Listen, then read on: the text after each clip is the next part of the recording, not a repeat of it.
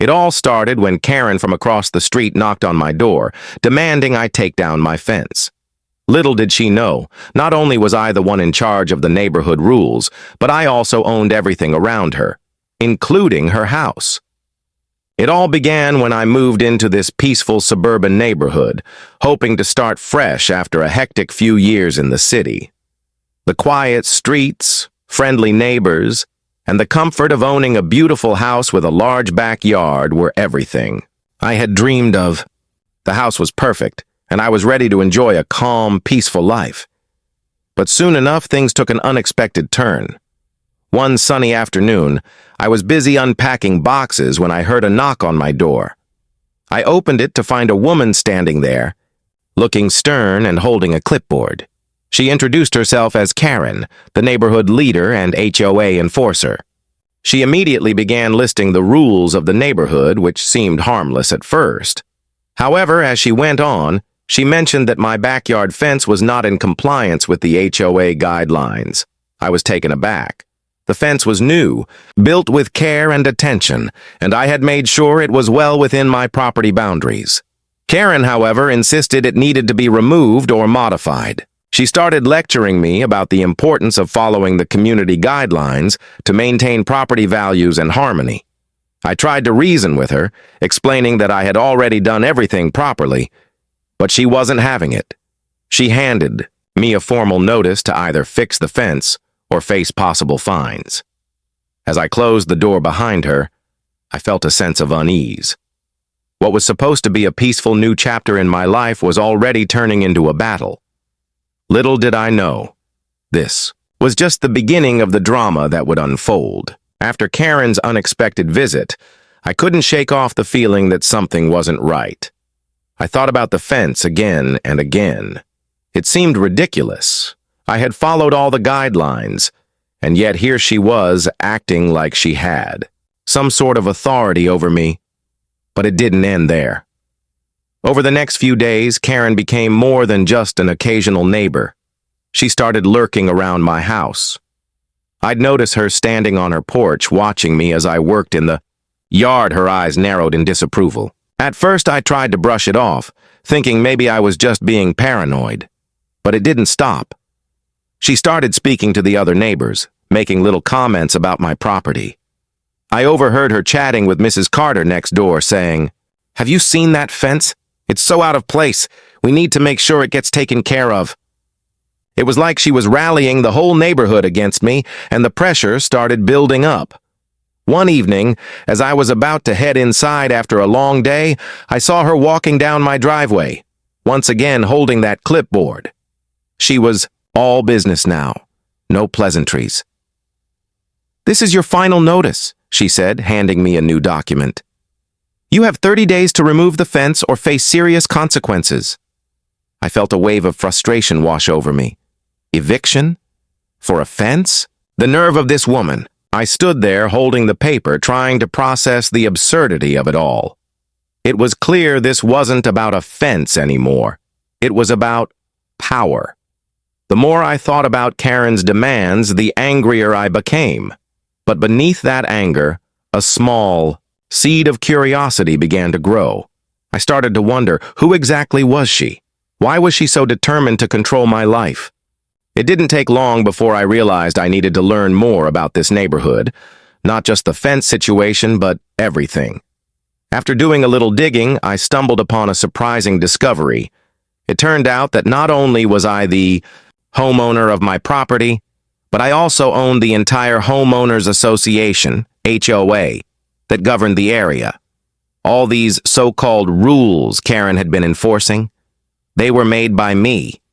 I ran the HOA, I set the guidelines, and I had the power to change anything. I couldn't believe it at first. Karen, who had been walking around like she was the queen of the block, had no idea that the person she was trying to intimidate was the one who controlled the very thing she was trying to enforce. She had been acting like the HOA president, trying to tell me what to do, when, in reality, I had the authority to override her completely. This realization hit me like a ton of bricks. The whole time, Karen thought she was the one in control, but she had no idea who she was dealing with. I couldn't help but smile at the irony of it all. Now it was time to turn the tables. She wouldn't know what hit her. I was about to take back my peace and show her exactly who was really in charge. The next day, I decided it was time to confront Karen, but not in the way she expected. I called a neighborhood meeting and made sure Karen was there, along with the other residents. As the HOA owner, I had every right to address the community and make sure everyone understood the real situation. I arrived at the meeting and noticed Karen's smug expression as she stood in the corner, ready to lead the discussion about my fence. She didn't know that her little reign was about to come to an end. When the meeting began, I took the floor and casually mentioned that I was the one who managed the HOA, making it clear to everyone that I controlled the rules and regulations of the entire community. Karen's face immediately lost all color. She looked like she had seen a ghost. I could see the wheels turning in her head as she tried to process the information. I went on to explain that the issue with the fence was nothing more than a misunderstanding, and while I appreciated the community's desire to follow the rules, I would not be bullied by anyone, especially not by her. The other neighbors looked around, equally stunned by the revelation. Karen stood there speechless, her earlier confidence now replaced with panic. I made sure to address the other concerns raised by the residents, reassuring them that I was committed to maintaining the neighborhood's integrity.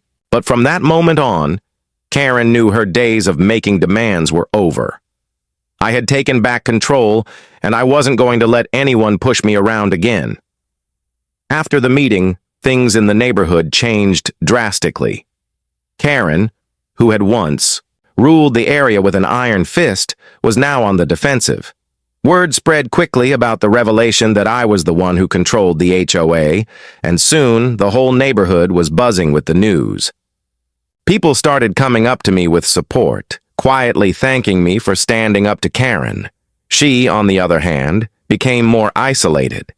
The other neighbors, once too afraid to speak out, now started voicing their opinions freely. They had always been wary of Karen's overbearing attitude, but had never known how to challenge her. With me in charge, they felt empowered to express their concerns without fear of retaliation. I made sure to send out a revised set of community guidelines, making it clear that while rules were important, they had to be fair and reasonable. I encouraged open communication and ensured that no one would be singled out for petty violations again. Karen, realizing she no longer had the authority to enforce her agenda, tried to regain control by spreading rumors and stirring up trouble behind the scenes. But it was too late. Her credibility was shattered. Neighbors stopped responding to her complaints, and she was gradually left out of the decision-making processes. Her once unquestioned influence was gone, replaced by the collective support of the community. Karen's attempts to take control fell apart, and she was forced to accept that her reign was over. From that point forward, the neighborhood ran more smoothly, with everyone working together, and Karen learned a hard lesson. Never underestimate who you're dealing with. As the weeks went by, the neighborhood settled into a new rhythm. Karen, once the self-appointed ruler of the block, had been forced to adapt to the new dynamic. She no longer dared to make demands, and whenever she tried to voice concerns, the other neighbors would simply nod and move on, not giving her the attention she once thrived on. It was as if her influence had vanished overnight. I, on the other hand, began to feel a sense of pride. The neighborhood had come together, not under fear or pressure, but through mutual respect. I'd made it clear that I wasn't just a homeowner, but someone who cared about the well-being of the community. Slowly, the other residents began to take more initiative. They organized neighborhood cleanups, held barbecues, and became more involved in the decision-making processes, something Karen had always prevented. It wasn't about following rules anymore. It was about creating a community. Even Karen, though still distant, began to realize that her approach had backfired. One afternoon, she approached me in the driveway. This time, there were no threats, no accusations. She simply apologized, admitting that she had overstepped and acknowledging that I had been right all along. It wasn't an easy apology, but it was sincere. I nodded, accepting her words. From then on, things were different. Karen never tried to control the neighborhood again, and I could finally breathe easy, knowing I had stood my ground. The lesson was clear. Power is not just about authority, but knowing when to use it. And in the end, I'd made sure that the community was stronger for it. The story of Karen's downfall became a reminder for everyone: never mess with the person who holds the real power. If you enjoyed this story, don't forget to like and comment your thoughts below. Share this video with your friends and family, and hit that subscribe button to stay updated with more amazing stories. Join the Struggle Stories community today, and never miss a new episode. Your support helps us grow and bring you more content you love. Stay tuned for the next thrilling chapter.